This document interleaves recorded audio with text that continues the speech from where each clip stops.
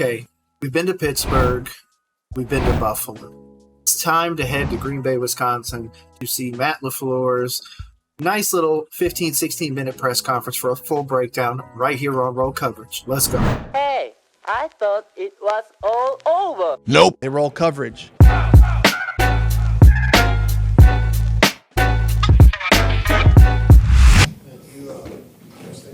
Three kickers to camp with you?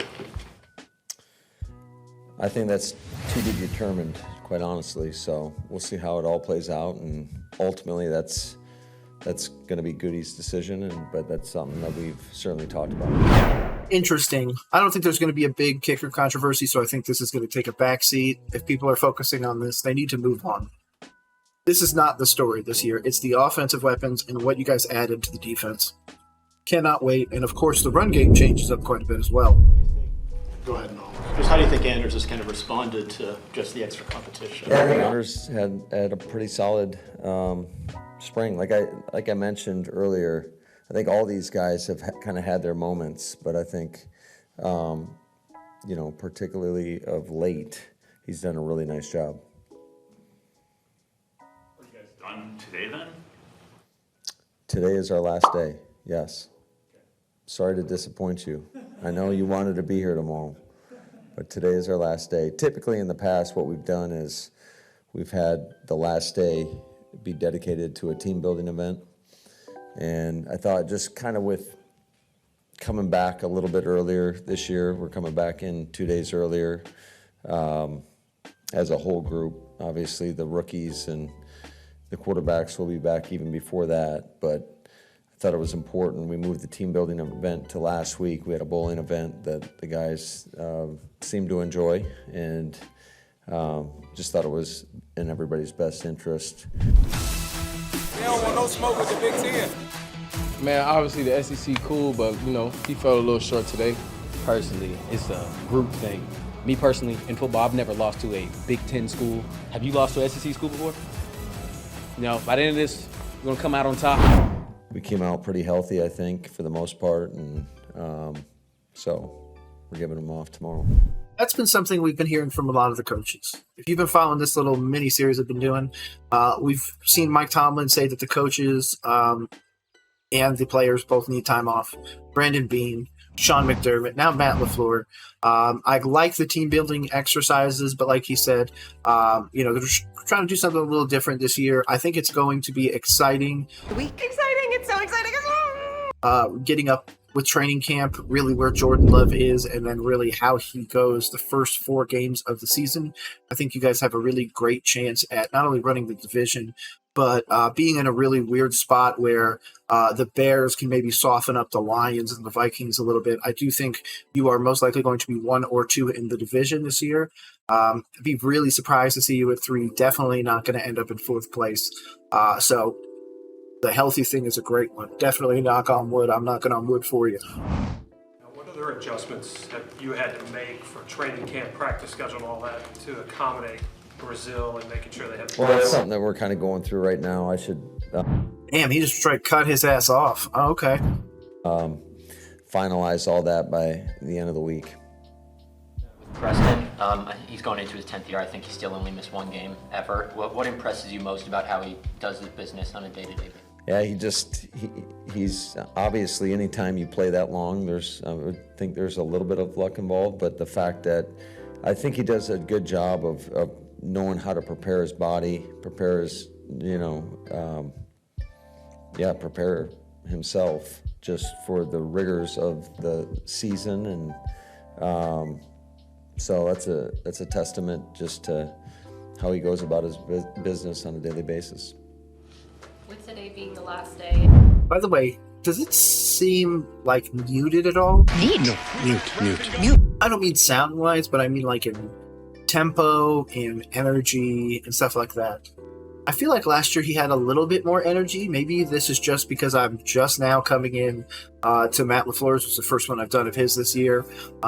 So maybe I'm just behind. Maybe this has been his demeanor the entirety of mandatories and OTAs. But I don't think that's the case, and I think that is going to change here moving forwards. I know he's a little bit more of a vocal leader, and it seems just kind of like, man, I'm ready to get this over with. I'm ready to go play some golf and go relax. So finally, a vacation I can afford. Obviously, it was very hot out today. Did you still feel like, though, the energy from the guys and what you saw today for it being the last game is what you wanted to see? Yeah, I think anytime you go into the last day, it's kind of like the last day of school. I think it's a little bit harder to keep their focus. And I think you saw that at moments in the practice, in particular, the 2-minute drive at the end, there was some sloppy play. So, I think there's a little bit of human nature. That's why you just got to keep reminding them to stay dialed in. And we still have a couple more meetings left. And so that was kind of the message at the end of it, is just stay locked in, and that time will come. Yeah, again, they need them to stay focused not only for this last day, but for the 6 weeks. During that rest period, they still need to be focusing on honing the mind, understanding the playbook, the calls, the differences, and everything like that. 5 weeks look for you. I mean, does a football coach take time to get away to read? Oh, absolutely. I think I'm sure some guys don't, maybe, but the guys I know usually try to decompress a little bit and get ready for the grind that is the NFL season. It's a long season, and certainly there's a lot of hours that go into that, so you kind of got to recharge the battery, so to speak, say your goodbyes to your family, and hopefully have some nice moments along the way. And but we'll be ready to roll once we come back July 17th. What did you just say? See, that's what I'm used to seeing from him, more of the smiling, more of the personable guy, but again, he's just kind of giving you the measured responses. It's probably hard to keep his attention at this point. He's like, man, once I get these questions done, I only got a few hours left and I'm done for the day. So, and then he gets his 6-week vacation. So he's probably thinking about a green somewhere by the water. The golf course, of course. What would it look like? Is it like a week or 2 weeks? I'm asking for your itinerary, but. Yeah, I think everybody's a little bit different. We afford, that's kind of why I like to bring our young guys back in a little bit earlier and have more like phase 2 type days, kind of half days for about 4 days. I think it's good for us as coaches as well to get back in the building. But most of the guys, everybody's on their own. What they're doing on a daily basis is kind of up to them at that point. But I think, most of the guys, this is what we do, and we love it. And you're always constantly thinking about different ways to do things, and just different ways to get better. It's like that moment. He's about to just divulge, really open up, give you a more from the heart answer, and then he just quickly just shuts it off. Oh, man, his press conferences are going to be great to do because, again, I think the Packers are going to be in the pole position in that division. It'd be a difference, though, for somebody like Michael Pratt. He's young and ready to go. Would you want him then to maybe study film the most? No, absolutely. Some of these guys, 100%, like they have to stay in the playbook. A lot of this information is new to them, and if you don't use it, you're going to lose it. So you can take a week or so, let your mind kind of decompress a little bit, but for the most part, you got to stay dialed in. These guys will take their iPads with them, I'm sure, and be able to study tape. And I think it's a great opportunity for especially the young players to get back into the playbook and kind of go at their own pace. And hopefully they get a better feel for where they're at after, the 9 weeks. And, but you can't go get too far away from it. Yeah, and you're probably going to know immediately. Once you get back into camp, you're going to know immediately the guys that didn't touch that playbook, and those guys will be out the door real quick, unless, of course, they're starters, in which case you're just going to grind them down to really understand the playbook. This is the time for the rookies, undrafted free agents, everybody that you're bringing in with those 90-man roster, and those other guys that might be on the fringe, and they really need to be head and shoulders above others when it comes to the playbook, the scheme, the timing, and everything like that. Those are the moments where the undrafted guys make the team. That's how you do it, working harder than everybody else. Strides over the past few weeks of finding your best 5 up front on the offensive line? No, I don't think so. I mean, There's been some good work that's been put in. I think it's really important to work on the fundamentals, but the fact of the matter is we're not in pads. And I don't think you'll really truly know until we get out there, we get pads on. I thought for the most part our guys up front did a pretty decent job taking care of one another.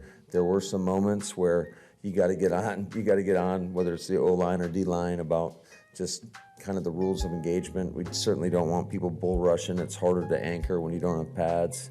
But I think it'll kind of unfold as we get into camp, and especially as we get into the preseason games. We got 2 opportunities to, practice against somebody else. So I think it'll unfold for us in training camp. Today I was watching Caleb Jones, Luke Tanu. These guys are so big. Can you talk about the progress that they've made, and do you think that they're getting close to where they could seriously for these jobs? Yeah, I think both those guys have had moments, but I think, like we just talked about, time will tell. Hey, Matt, we asked a lot of questions about not necessarily having a clear-cut number. You're watching, and you are a roll coverage fan. You watch my press breakdowns. You do all that stuff. You are going to get a kick out of this. But Dave Canales, I need you to see what Matt LaFleur is doing. See this? Which way is it? I don't even know. This way on my camera. Oh, that way. That way. See this? Drink. Matt LaFleur hasn't been sitting there licking his lips the whole time. He's been sitting there delivering just heat of answers to questions. He's obviously dodged some others, but still. Man, drinking water. Thank you, my guy. As a Panthers fan, I hate seeing my coach just lick his lips incessantly. It is crazy. Thank you. Never thought I'd say that to a coach. But Jordan sure went to Romeo in the red zone a lot last year. He had a 3rd down catch today in 2 minutes. That was pretty critical. Where do you see him in his development and his connection with your quarterback? Yeah, I think Rome's had an outstanding spring. I really do. And it's evident by the work that he puts in on a daily basis. He's in there in the morning catching off the jugs. He's one of the last guys to leave the building. He's very deliberate about the work he puts in, and I think it showed. And we challenged him on a couple of things that we thought he could really do a better job with, and just continuing to stress the importance of opening up his stride, and he's embraced that, and I think you've seen that, and I think he's had a lot of great moments. As a matter of fact, I can't think of a bad day that he's had out there. He is definitely improving. Are we thinking Romeo Doubs might be a sleeper fantasy wide receiver? I mean, I could see a world where he ends up with 1,400 yards and north of 10 touchdowns. Absolutely. This Packers team could be ridiculous, especially with the changes in the running back room. So, something to think about if you're a fantasy person. Just in case you guys didn't know, Roll Coverage does 50 fantasy teams every year. Yes, I'll be drafting 50 different fantasy teams between now and week 1. So hopefully you guys are around for that. What have you seen from Brett Cox in year 2 from the very untrained eye? It looks like he's playing a little bit more physical out there. Yeah, he can. One thing that he could always do, he can rush the passer, and I think, again, don't have pads on, so it'll really show itself as we get into training camp. But I think that's why he made such a great impression on us a year ago, and certainly the scheme's a little bit different, and we're just letting him pin his ears back and go, and he's embraced that. Speaking of untrained eyes, it looks like Adrian Cooper makes a lot of plays in the backfield. Obviously, it's harder without watching film to tell how he does the rest of the plays, but what have you thought of his progress? Yeah, I think he's another guy that he's going to have to build on what he's already put out there. I think this 5 weeks is going to be absolutely critical for him in terms of not only the mental but the physical, and making sure he's taking care of his body. I think a lot of these guys, after the draft process, they're not in the best physical condition because, like, Coop took a visit here. I don't know how many visits he had, but it's a different style of training. You're getting ready for the combine. You're trying to go run your fastest 40, the underwear Olympics, if you will, and it's different when you start playing ball. So I think this is a critical time for, in particular, his case. He's got to keep building on the foundation that he's laid and we expect him to come back even better and having a better knowledge base on what is required of him. There was one play in particular today that I thought for sure we were going to get him on, and he did a heck of a job with it. And I was kind of teasing the coaches, did you preview him for that play? And they did not. So that's a credit to him and just how engaged he's been and how locked in he's been throughout the course of the offseason. So, hey, props to Edgerrin Cooper, man. If you're getting praise from the head coach, that is a good thing. Like he said, though, focus on the body with recovery and everything like that while still maintaining muscle mass, stamina and everything like that, but really focusing on the other aspects of the mind. They're going to keep reiterating that they're going to have their iPads and they need to be going over this film. But like I said before, this is where the 53-man is made, these 6 weeks plus training camp, really going above and beyond and not only digesting the plays, digesting the scheme, the playbook, the timing, all the things that I've said previously. But you go away from those underwear Olympics of the draft process, which isn't building players for draft shape, which is why I think Marvin Harrison Jr. is going to have a leg up over some of the wide receivers because he didn't really do anything or anything to the same level. He wasn't preparing for that. He was preparing for the NFL season. So that's just a whole side note of a player that I'm saying keep your eye out in not only in the league, but if you got a fantasy league or anything like that. How much time are you spending on defense? You know, I saw you watching some drills today, and I'm thinking you're probably learning things from your new coaches that are in. But there's also things you probably discussed about that you think you want to have checked off. Yeah, I've learned a ton of football this offseason, just spending time with those guys. You know, I do think it's a little bit more of a challenge for guys, you know, when you call the plays. Now, that's why I love this time of the year. You let Steno and our offensive coaches kind of handle the offensive play calling. I'm certainly looking over everything, but it does afford you more opportunities to go on the other side of the ball and to get with Rich and our special teams coaches. And so, yeah, it's been a productive offseason. You guys will continue to move Jordan around on the line when you get to camp in the preseason, or would you rather him hone in on maybe a couple spots? I think he's playing all four. But I bet you'd like to know that answer, Rob. No, I think you. Here we go, man. Let the personality flow. Let it come out. Be honest. Be happy. Be everything that you are as a head coach. Don't change who you are just because this is a press conference. I mean, for what you guys have seen, we've done that with most of our players, and once we kind of get closer to settling in on who those 5 guys will be, I think, you know, you'll see them at that position more and more often. is it rare for a rookie at that position to have so much on his plate early? Do you have to balance that? I think that, yeah, it's definitely, it's not an exact science. So you got to kind of take into account where he's at and where you need to push him to. But I do think it's long-term, it's in our best interest to train guys like that because you just never know what's going to transpire throughout the course of the season. So if it's the first time that they're kind of going through that in season, you're in a world of hurt. I think we've all seen it throughout the course of the year, at least my time here, in terms of how much juggling we've had to do up front. So, and I think it's bode well for us through the course of time. Now, I think starting out when you do it, there's some challenges along the way. You guys look. Oh, of course. Of course there's challenges, but it looks like you're facing them head on. So like I said, super excited for the Packers. First, second, the division is where I expect you to be. The video boards yesterday, now that you've had 2 days with them, what do you think of them? And do you find yourself looking at those frequently? Not frequently, but I do think they were good. I mean, just the feedback I got from our coaches and players, I think we need to figure out exactly where to put them because there were certain instances where it's very difficult to see the board. So that's still, overall, I thought it was a favorable experience. Will you use it in camp then? We will not. I don't want to use it in camp because I don't know who's in the stands.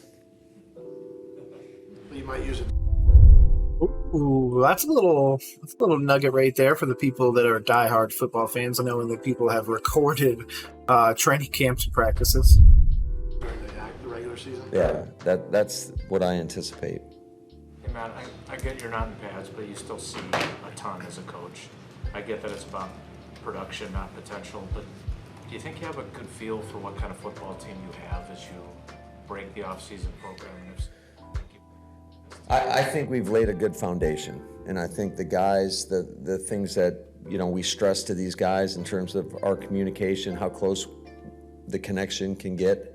I think it's a good start, but it really doesn't matter once we come back to training camp. It's about what we do moving forward, and again, it's just the foundation. So, I feel really good about the group in there, and hopefully that over the course of these 5 weeks, the challenge to these guys is you cannot come back the same player. You got to come back better. You got to come back in better shape, and you got to come back better mentally. There we go. Somebody finally said it. Thank you, Matt LaFleur. You need to improve. That's great you going to Cancun, but make sure you're doing some push-ups. Make sure when your kids are playing in the pool and everything like that, and you got a few minutes to spend to yourself, wife's off doing something, maybe go and getting you another mojito from the bar. Hey, man, just glance down there, look at the book, at least think about some plays, keep football in the back of your mind, because, again, you need to keep your mind and body honed like a fine knife. And if you don't do that, man, you're not going to get success not only in the NFL regular season, not even talking about the postseason. So, your predecessor made a comment once upon a time that said the biggest challenge would be handling success. You guys obviously had success in the second half of last season. Do you think it's different when you have a team that maybe came into the year without many expectations, as opposed to what you guys did last year? People are going to expect you to be a good football team. Is there a different dynamic, especially with young guys? There is now expectations. I just think that you got to do your best to kind of ignore the outside noise and just get to work. And I think, that's where the confidence is built. It's through the work and just going out there and competing together, coming close together. But just my advice to those guys is you can't worry about what everybody expects from you. It's what we expect of each other. More, please. Matt, with drafting Pratt, did you see that maybe add a little extra fire to Clifford at all? I think he's a self-starter. He's got that intrinsic motivation. So I don't think whether we drafted Pratt or not, it's going to change his mindset. Now, I think certainly when you have the more competition you have, I do think it can bring out the best in you. So, but in terms of the mindset, the way he attacked it, I saw him all last season. He attacked it as if he were the starter. So I would expect nothing less from him, and I don't think his mindset has changed at all. Matt, is Rochelle okay? He got kind of the wind knocked out of that. Yeah, I think he's going to be all right. So that was kind of why we ended it right there, because it was going to be 4th down, and I was just, it's kind of a crappy way to end the day. But I thought all in all it was a pretty solid day. Do you anticipate Valentine and Stokes maybe rotating at some point during camp? We'll see. We'll see. We'll let them compete, and we're going to play our best players. And but like I said, I think yesterday I feel really, really confident with the group that we have. And there's going to be some unforeseen things that happen, but luckily we got a lot of depth, in particular at that position. Matt, congratulations on your induction into the Beef Hall of Fame. Joe said something to me about that, McKillop, but yeah, interesting.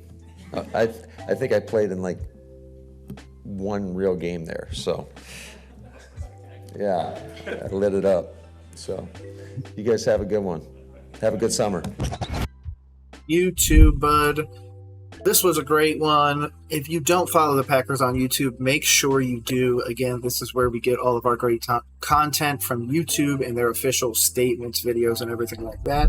Now, my final thoughts on Matt LaFleur is this is a great press conference. It's an A press conference from me. Not an A+, just because it was just, man, he was just delivering strikes, but nothing too fancy about it. He wasn't really giving us anything, wasn't really taking anything, but there's obviously something under the hood that he is trying to maybe not deal with right now. Like I said, he's getting ready to maybe go look at a green somewhere overlooking the water, go play some golf, or go hang out with the family before he gets into the grind, as all of these coaches have said. These press conference breakdowns are coming to you on the regular, though. As soon as Matt LaFleur puts one out, I'm going to try and get it out within 24 hours. That is my promise to you, Packers fans, and to people that just like these press conference breakdowns in general. Otherwise, just make sure you follow me for reactions, breakdowns, the whole nine. My name is Nick. This is Roll Coverage. Hopefully you have a great rest of the day. Peace.